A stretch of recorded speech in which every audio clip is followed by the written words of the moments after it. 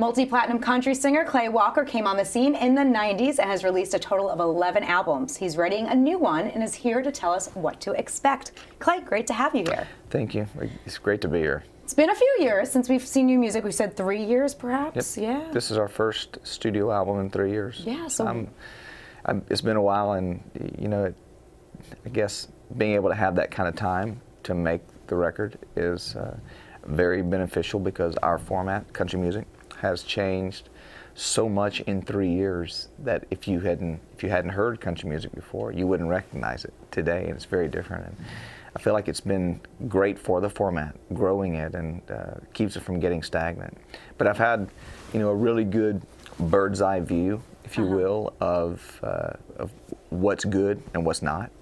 So I can take the best of what is new, and I have done that, and put some of those sounds into this new record to make it very fresh and rejuvenating. I'm finished with the new record, and it takes time, you know, to get it out properly and to release it. So we'll have a single that will come out at the beginning of the year, and then an album to follow. So it's a great time in my life. It's like it's taken my whole life to make my masterpiece, and this is it. Really? So you're saying, are you saying this is your best album yet? By far. Yeah. You know, I mean, I love the music that I've made in the past, and the hits that we've had, you know, like This Woman, This Man, Then What, If I Can Make a Living Out of Loving You, She Won't Be Lonely Long. You know, those records are so fun to sing in concert and have people sing along with you. I feel like this entire record will be, people will sing along, will want to sing along with every song on it. What do you look for in a song? Great songs don't care who sing them. You know, I was at dinner, my wife and I were at dinner with Tim McGraw and Faith Hill the other night, and Tim, I'm stealing that quote from him because he has this song right now called Shotgun Rider, and I said, I would have crushed that. And he said, he goes, man, he goes, great songs don't care who sing them. And I was like, you're exactly right. So, you know, it's not so much that you look for something in a song. A great song is going to speak out on its own. I'll put it this way, I have never passed on a #1 hit, a song that went on to become a #1 hit. So you have that feeling, and you if I would have heard it, I would have recorded it. Yeah, yeah, that's great. Well, it's a good knack. So this next album, will we have a #1? What's the first single? Can you tease it a little bit? You know, there's a number of songs that I feel like have the potential for first single. My publicist would probably kill me right now if I went ahead and said what it is. But I'll just tell you this. This album was built and made for two purposes.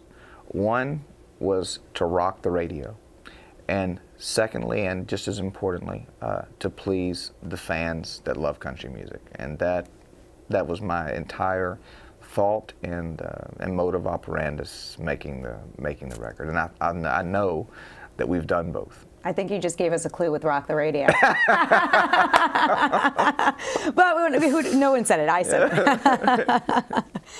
Oh my gosh, well, we talked a little bit earlier about kind of the change in the music industry. When you got your start, I believe you dropped off a cassette tape essentially at a radio station, right? Imagine that, the word cassette. Yeah, like a lot of kids, your kids probably won't even know what a cassette is, you know, at this point. I'm sure they won't. That was, you know, I watch American Idol, The Voice, you know, and America Has Talent. I watch all the talent shows, and there's great talent. It really boils down to one factor: who wants it the most? There's talent all day long. You know, there's beautiful people, you know, great voices, all of it. But I wanted it so bad, and Willie Nelson, whom I've just met one time, one of the most humble human beings on the planet. I heard him say something in an interview before I had a record deal. And he said, they asked him how he made it, you know, and it took him years to make it. And he said, if you knock long enough on that door, somebody will answer it. And I stayed persistent. I came to Nashville when I was 17, got turned down by every label, went back, was very intimidated, made a great demo, went by a radio station, dropped it off. I was told by the program director that they could not play it. This is in my hometown of Beaumont. Can't play it. We are a reporting station, which means they had to report every song they played.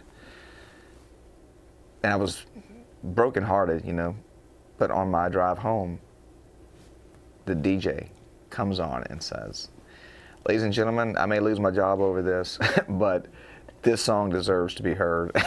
He cranked it up, and I'll tell you what, when I heard myself on the radio, I knew at that point that I could hang with the big boys. Wow. I said, I can do this. And that was the end of it. And then, you know, rest is history, I guess, right? Rest is history. Yeah, but you were persistent. I mean, that goes back to that Willie Nelson quote, right? Sure, it's really that's exactly crazy. right. And people need those kind of leads to look to, you know. And so I would say the same thing to any young artist that's trying to make it, male or female, either one, that you don't have to sell out who you are. You know, it is, if you really want this, you will figure out a way.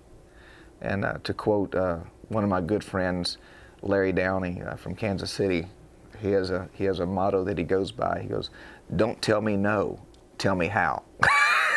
So if they're, that to me, that's what people need to put in the back of their brain. Don't tell me no, tell me how. So if you're standing in front of someone that you know can help you, and they say, well, you know, we don't need another female on our label right now, or we don't need this, then you don't pretend like they didn't say no, but you just say, well, tell me how. Yeah.